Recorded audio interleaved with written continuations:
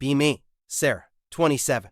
Junior architect at a firm in Seattle for 5 years. Spent my days designing sustainable living spaces for tech bros who couldn't change a light bulb. Hated the hypocrisy, hated the noise, the traffic, the constant performative activism of my social circle. Everyone talking about reconnecting with nature while sipping $9 oat milk lattes.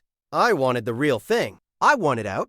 Grew up reading Wild and watching Into the Wild, ignoring the dying part. Convinced myself that modern society was a cage designed to keep women dependent and docile. Saved every penny for 4 years. Sold my Prius. Sold my designer furniture. Cashed out my 401k. Bought 30 acres of dense woodland in the northern Cascades. Off-grid. No neighbors for 10 miles. Just a dilapidated A-frame cabin, a well, and silence. My parents freaked out. Dad sent me articles about missing hikers and serial killers. Mom cried about wasting my potential. I told them I was taking control of my destiny. Told them I didn't need safety nets. I was a strong, capable woman in her prime. I had read the books. I had watched the tutorials. I was ready. Moved in mid-April to beat the snow melt. The first month was pure bliss. Hard work, but satisfying. Patching the roof, clearing brush, setting up the solar array. My hands got calloused. My nails got dirty. I felt alive for the first time. Posting updates on Instagram via Starlink, #offgrid, #woman in the wild, #independence. Thousands of likes. Validation dopamine hitting hard. You're so brave, Sarah. I wish I didn't need my husband for everything. You're an inspiration. Yeah, I was winning. Enter Lucas. Early June. I'm at the feed store in the nearest town, an hour drive away, loading 50 pounds bags of concrete into my old Ford truck. Guy approaches. Late 30s, flannel, beard that isn't for fashion, eyes that scan the perimeter. Need a hand with that, miss? Immediate recoil. I got it, I say, gritting my teeth, hoisting the bag with bad form. He watches, doesn't move. Suspension on that truck looks shot. You heading up toward Ridge Road? I stop. How do you know where I'm going? He points to the mud on my tires. Red clay. Only found up on the ridge. Plus, word gets around. City girl bought the old Miller place. City girl. The condescension drips off him. I'm handling it, I say. Sure, just a heads up. We had a heavy thaw. The switchbacks are unstable. And there's been bear activity. I have bear spray. He chuckles. A low, dry sound. Bear spray is seasoning if the wind is wrong. Get a rifle, and maybe don't go hiking alone after dusk. Thanks for the advice, but I've done my research. He looks at me for a long moment. Not checking me out. Assessing me. Like I'm a structural flaw in a building. Right. Take care, Sarah. He walks away. I didn't tell him my name. Drives me crazy the whole way home. Typical local misogyny. Assumes because I'm a woman alone, I'm helpless prey. I'll prove him wrong. I'll prove them all wrong. July passes. I finish the vegetable garden. Install a rain catchment system. I'm thriving. Then the little things start. Tools in the shed aren't where I left them. My axe is on the left side of the bench, not the right. A bag of soil is tipped over. I blame the wind. Blame my own forgetfulness. Isolation brain. One morning, I find footprints in the garden bed. Boot prints? Large. Man size 11 or 12. My heart does a weird flutter, but I squash it. Probably a hiker lost off the Pacific Crest Trail. Or a hunter trespassing. I put up no trespassing signs every 50 feet along the perimeter. Bright orange. Aggressive. That should settle it. 2 days later, I find one of the signs ripped down. Not fallen. Ripped. The plastic is torn, the nail bent. It's lying on my front porch. Okay, that's deliberate. I call the sheriff's non-emergency line. Dispatcher sounds bored. We'll send a deputy when we can, ma'am. But you're way out there. Probably just kids messing around. Kids? 10 miles from the nearest paved road. Sure. Lucas shows up 3 days later. He's not a deputy. He's a game warden.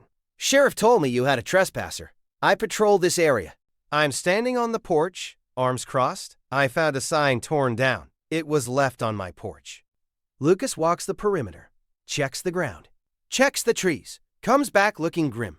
Tracks are old, but they're deep, carrying weight. You got a dog? No, I'm allergic. Get a dog anyway. Or a gun. A real one.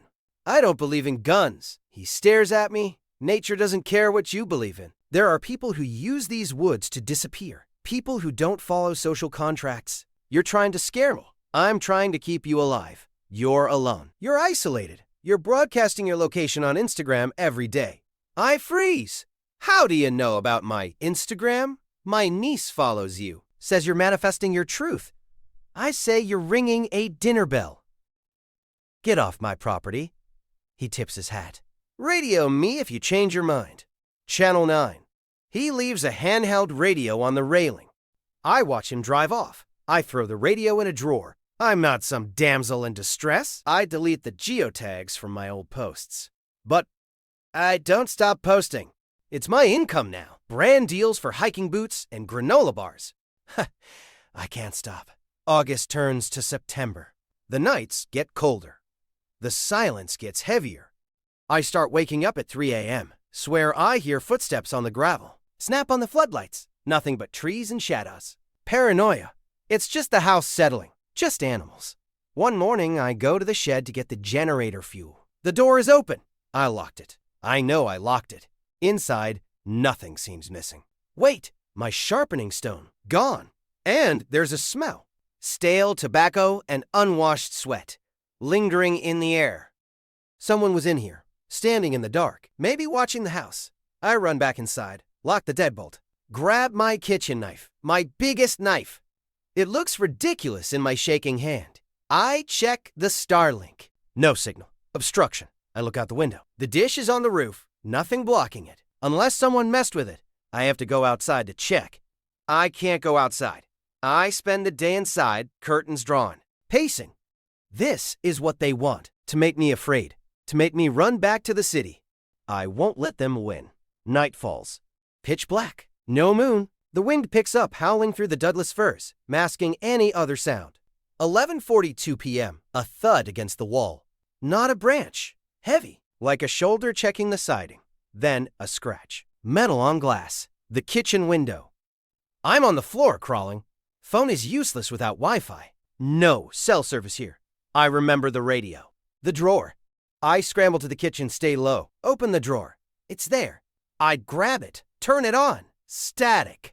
Channel 9, he said. I dial it in. Hello? Is anyone there? Whisper screaming. Static. Please. This is Sarah at the Miller place. Nothing. Then a voice. Not on the radio. Outside the door. Sarah. My blood turns to ice. It's a man's voice. Raspy. Amused? We know you're in there, Sarah. Go away. I have a gun, I scream. A laugh. No, you don't. You don't believe in guns. Remember? He's been listening. He knows what I said to Lucas. Lucas. I scream into the radio. Lucas, help me. The doorknob jiggles. Violently. The wood frame groans. They're not trying to be stealthy anymore. Open up, Sarah. We just want to talk. We're big fans. Kick. The door shutters. Another kick. Splintering sound. I retreat to the bathroom. The only room with no windows. Lock the door, huddle in the shower stall. Clutching the radio. Lucas, please. Anyone. Static breaks. Sarah? This is Lucas. I copy. I sob. They're here. They're breaking in. Who? Men. I don't know. Outside the door. Please. Where are you? Bathroom. Locked inside. Listen to me closely. Do not open that door. I'm at the fire watch tower. I'm 20 minutes out. I don't have 20 minutes. Crack. The front door gives way. I hear boots on the hardwood floor. Heavy. Multiple pairs. Sarah? Come out. Come out. They're in my house. In my sanctuary. They're touching my things. Breaking things. I hear glass shatter. My grandmother's vase. Laughing. Nice place? Cozy. Footsteps approaching the bathroom. She's in here. Can smell the fear. A fist pounds on the bathroom door. Open up, girl. Don't make us break this one too. I curl into a ball. Lucas. I whisper into the radio. I'm coming, Sarah. I'm driving fast. Stay down. The pounding stops. Silence. Maybe she's not in there. One says, she's in there. Nowhere else to go. A sound of metal drilling. They're taking the hinges off. My mind goes blank. All the theory. All the empowerment blogs. All the we don't need men rhetoric. It evaporates. In this moment, biology is the only truth. They are stronger than me. They are violent. And I am helpless. The door leans, then falls inward. 2 men. Dirty clothes. Meth sores on their faces. Wild eyes. One holds a crowbar. The other has a hunting knife. My knife. There she is. I scream. A raw animal sound. The one with the crowbar steps forward. Shut up. You're giving me a headache. He raises the bar. Headlights flash through the hallway window. Bright, blinding beams cutting through the dark house. Tires screech on gravel. A siren chirps. Loud. The men freeze. Cops? No way. Too fast. A voice booms over a loudspeaker. Federal game warden? Drop the weapons and come out. Now. Lucas. The men look at each other. Panic. Back door. Go. They turn to run. I hear a dog barking. Vicious, deep-chested barking. A German shepherd bursts through the broken front door. A blur of fur and teeth. It hits the guy with the knife. Takes him down instantly, screaming. The crowbar guy swings at the dog. Lucas is there. Silhouette in the doorway. Rifle raised. Drop it or I drop you. The voice is cold. Absolute. The crowbar clatters to the floor. The man raises his hands. Don't shoot. Just messing around. Lucas steps over him. Zipties his hands in one smooth motion. Kicks the knife away from the other guy. Calls the dog off. Heel, Buster. The dog sits, panting, watching the men with predator eyes. Lucas walks to the bathroom. Steps over the fallen door. Sees me in the shower stall. Shaking.